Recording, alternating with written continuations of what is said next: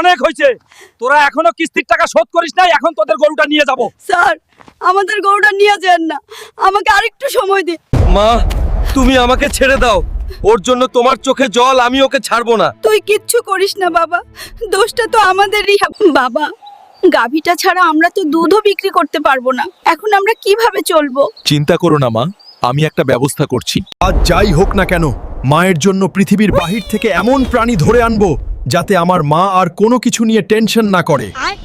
এই যে বড় গাভী, দাঁড়া বলছিস, বেশি দৌড়াইস না। তুই আমার মায়ের গাভী হওয়ার জন্য একদম পারফেক্ট। আজ থেকে তুই আমাদের জন্য দুধ দিবি। মা, তাড়াতাড়ি বের হয়ে আসো, দেখো তোমার জন্য কি নিয়ে এসেছি।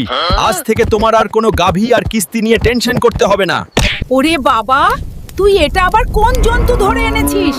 এই বিশাল জন্তুটা তো আমাদের ঘর উঠান সব ভেঙে ফেলবে। না মা, এই মঙ্গল গ্রহের গাভীটা আমাদের প্রতিদিন 400 কেজি করে দুধ দিবে, আর সেইগুলো তুমি বিক্রি করে অনেক বড় লোক হয়ে যাবে। আজ থেকে আমি টেনশন মুক্ত হলাম বাবা, আমাকে আর কিস্তির টাকার জন্য ভাবতে হবে না। বন্ধুরা, মায়ের জন্য সব করতে পারলে চ্যানেলটা সাবস্ক্রাইব করে দিও।